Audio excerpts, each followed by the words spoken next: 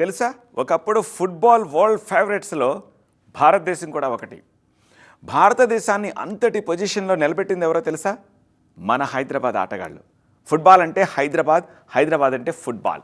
ఆ range history ఉంది దీనికి. 1956లో ఆస్ట్రేలియా ఒలింపిక్స్ జరిగినప్పుడు ఇండియన్ టీమ్ది 4th ప్లేస్. అన్బిలీవబుల్ కదా. ఆ జట్టులో 9 మంది మన హైదరాబాదీలే.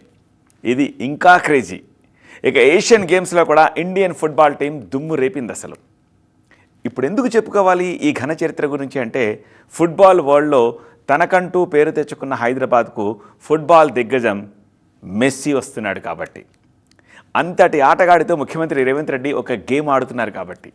హైదరాబాద్తో పాటు మెస్సీ ముంబై, ఢిల్లీ, కోల్కతా కూడా వెళ్తున్నాడు కాబట్టి. మెస్సీ టూర్ని జాగ్రత్తగా గమనిస్తే భారతదేశం నలుదిక్కుల్ని కవర్ చేస్తున్నాడు.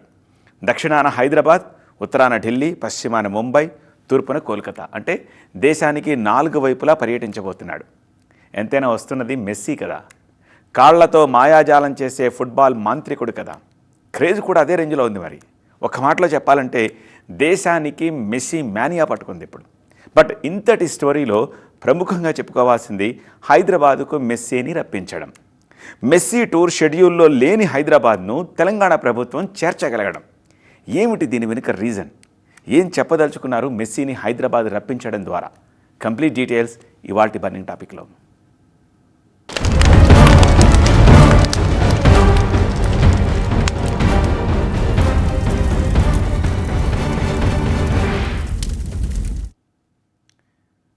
మార్కెటింగ్ అండ్ బ్రాండింగ్ ప్రపంచం మొత్తం మన వైపే చూడాలి అనుకున్నప్పుడు అప్లై చేయాల్సిన ఫార్ములాలు ఈ రెండే. సీఎం రేవంత్ రెడ్డి ఈ మధ్య తరచుగా ఒక స్టేట్మెంట్ ఇస్తున్నారు. తెలంగాణ పోటీ పడుతున్నది పక్క రాష్ట్రాలతో కాదు, ఇతర దేశాలతో అని. గ్లోబల్ కాంపిటీషన్లో తెలంగాణను పెట్టాలనేదే సీఎం రేవంత్ రెడ్డి టార్గెట్ కూడా. సో గ్లోబల్ లెవెల్లో తెలంగాణకు గుర్తింపు రావాలి అంటే ఆట కూడా ఇంటర్నేషనల్ పర్సన్స్తోనే ఉండాలనే సంకేతాలు పంపుతున్నారు. పైగా Telangana rising 2047 vision document release చేయడం కోసం గ్లోబల్ సమిట్ పెడుతోంది తెలంగాణ ప్రభుత్వం. అందులో స్పోర్ట్స్కు స్పెషల్ ఇంపార్టెన్స్ ఉంది. దాన్ని అడ్వర్టైజ్ చేయడం కూడా ఒక గోల్. హైదరాబాద్ కు బిల్ గేట్స్ వచ్చాక సిటీ ఫేమ్ మరో రేంజ్ ను టచ్ చేసింది. అంతటి బిల్ క్లింటనే హైదరాబాద్ లో అడుగుపెట్టిన తర్వాత ఇంటర్నేషనల్ మ్యాగజైన్స్ అండ్ మీడియాలో హైదరాబాద్ కు గొప్ప బ్రాండింగ్ జరిగింది. టెక్నాలజీ అని, ఏఐ అని, సోషల్ మీడియా అని, ఆ రూట్ లో ఎంత ప్రయత్నించినా రాని బ్రాండింగ్ కొన్నిసార్లు ఒక్క పర్సన్ తో వచ్చేస్తుంది. అప్పటిదాకా జరిగిన మార్కెటింగ్ ఆ ఒక్క ఈవెంట్ తో జరిగిపోతుంది. బట్ దాన్ని ఒడిసి పట్టి ప్లాన్ చేయడంలోనే ఎవరి కెపాసిటీ ఎంతో తేలుతుంది. ఈ విషయంలో తెలంగాణ ప్రభుత్వానిది సూపర్ సక్సెస్. ఇప్పుడున్న ఫుట్బాల్ ఆటగాళ్లలో మెస్సీ తర్వాతే ఎవరైనా. అలాంటి వ్యక్తిని హైదరాబాద్ కు రప్పిస్తోంది. ఇంతకీ మెస్సీ రేంజ్ ఏంటి? ఎందుకు ఇంత mania? Greatest of all time, GOAT అనే పదం ఉంది కదా, దానికి సరిగ్గా సూట్ అయ్యే ఆటగాడు మెస్సీ. ఫుట్బాల్ గేమ్ లో దాదాపు 2 దశాబ్దాలుగా ఒకే లెవెల్ పర్ఫార్మెన్స్ చూపించడం not an easy. World best player అవార్డులు 8 సార్లు దక్కించుకున్న వన్ అండ్ ఓన్లీ ప్లేయర్. ఇక 2022 ఫిఫా వరల్డ్ కప్ ను అర్జెంటీనా గెలిచిందంటే just because of messy.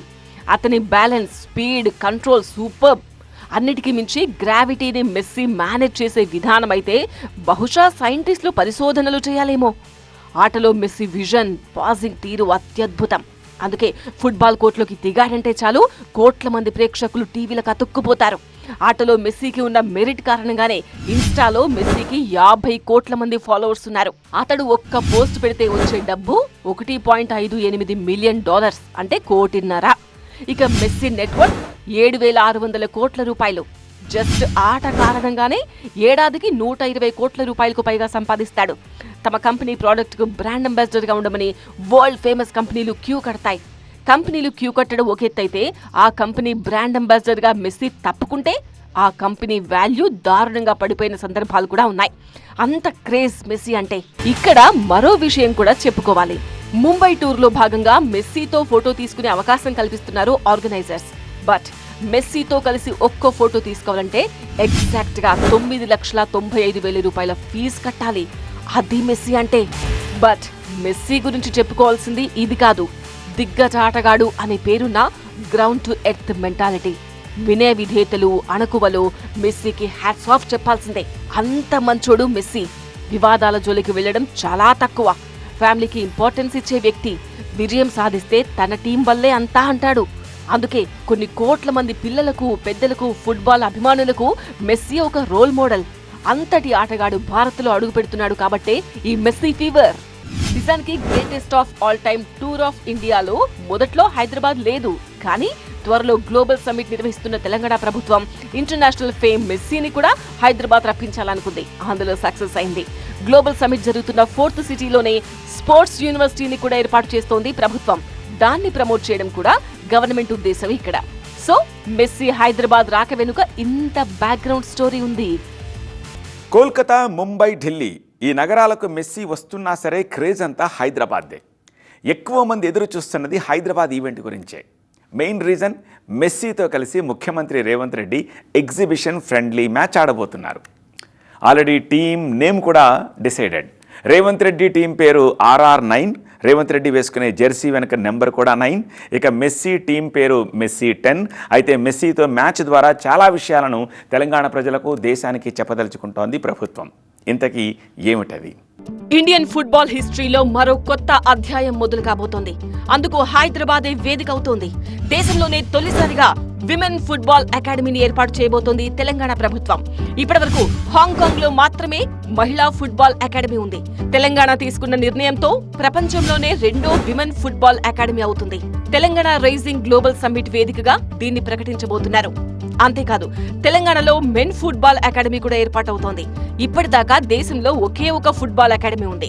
Telangana ప్రభుత్వం నిర్ణయంతో దేశంలో 2వ అకాడమీ హైదరాబాద్ లో ఏర్పాటు కాబోతోంది. తెలంగాణ రైజింగ్ గ్లోబల్ సమ్మిట్ వేదికగా ఈ అకాడమీల ఏర్పాటును అధికారికంగా ప్రకటిస్తారు. తెలంగాణ ప్రభుత్వం, all India football federation, FIFA సంయుక్తంగా ఈ అనౌన్స్మెంట్ చేస్తారు. అతిపెద్ద గ్లోబల్ సమ్మిట్ లో తెలంగాణ ప్రభుత్వం విడుదల చేసే విజన్ డాక్యుమెంట్ లో స్పోర్ట్స్ కూడా ఒక కేటగిరీ. బట్ అంతటితో సరిపుచ్చితే ఎలా? తెలంగాణ ప్రభుత్వం క్రీడలకు ఎంత ప్రాధాన్యం ఇస్తుందో తెలియాలిగా. అందుకే మెస్సీని రప్పిస్తున్నారు. రప్పించడమే కాదు, మెస్సీతో కలిసి స్వయంగా ఓ మ్యాచ్ ఆడతారు కూడా. ఈ దేశంలో క్రీడలను ప్రోత్సహించే ముఖ్యమంత్రులున్నారు, గెలిచిన క్రీడాకారులను మరింత ప్రోత్సహించే సీఎంలున్నారు. కానీ స్వయంగా ఆటలాడే ముఖ్యమంత్రి బహుశా సీఎం రేవంత్ రెడ్డే అనుకుంటా. స్వతహాగానే సీఎం రేవంత్ రెడ్డికి ఫుట్బాల్ అంటే చాలా ఇష్టం. కాలేజ్ డేస్ లో బాగా ఆడానని ఆయనే చెప్పుకున్నారు. రాజకీయాల్లోకి వచ్చినా వీలు దొరికినప్పుడల్లా ఆడుతూనే ఉంటారు. మొన్న మధ్య హైదరాబాద్ సెంట్రల్ యూనివర్సిటీకి వెళ్లినప్పుడు ఫుట్బాల్ ఆడారు. యంగ్ ఇండియా పోలీస్ స్కూల్ ప్రారంభం సందర్భంగా కూడా పిల్లలతో కలిసి సరదాగా ఆటలాడారు. మళ్ళీ ఇన్నాళ్లకు గ్రౌండ్ లో అడుగుపెట్టారు. అక్కడ ఆడేది మెస్సీతో కాబట్టి బీభత్సంగా ప్రాక్టీస్ చేస్తున్నారు. Greatest of all time India tour 2025 లో భాగంగా డిసెంబర్ 13వ తేదీన కోల్కతా వస్తున్నారు మెస్సీ. అదే రోజు రాత్రి హైదరాబాద్ వస్తారు. సాయంత్రం 7 గంటలకు ఉప్పల్ క్రికెట్ స్టేడియం వేదికగా ఈ మ్యాచ్ జరగబోతోంది. దాదాపు 3 గంటల పాటు ఉంటారు మెస్సీ. కేవలం ఫ్రెండ్లీ మ్యాచ్ ఆడడమే కాదు, మెస్సీ కోసం మరిన్ని ప్రోగ్రామ్స్ క్రియేట్ చేశారు. మెస్సీ రాక సందర్భంగా సెలబ్రిటీలను కూడా ఆహ్వానిస్తోంది ప్రభుత్వం. సౌత్ ఇండియా సినీ స్టార్స్ వచ్చే అవకాశం ఉంది. దీంతో పాటు ఒక మ్యూజికల్ ఈవెంట్ కూడా ఆర్గనైజ్ చేస్తున్నారు. మెస్సీ ఉండేది కొన్ని గంటలే అయినా అతని రాక కోసం ఏర్పాట్లు చాలా గ్రాండ్ గా చేస్తున్నారు. అంత అవసరమా అని ప్రశ్నించే వారికి ఒక సమాధానం ఇవ్వాలి ఇక్కడ. మెస్సీ స్కెడ్యూల్లో మొదటి నుంచి ఉన్న స్టేట్ కేరళ. ఏడాదిగా ఆ రాష్ట్రం ప్రమోట్ చేసుకుంటోంది తమ రాష్ట్రానికి మెస్సీ రాబోతున్నాడు అని. ఏంటి, మెస్సీ కేరళకు వస్తున్నాడా అని దేశం మొత్తం అటెన్షన్ అయింది. కేరళ మీడియా సైతం ప్రతిరోజు మెస్సీ రాక గురించి ఖచ్చితంగా న్యూస్ ఇచ్చేది.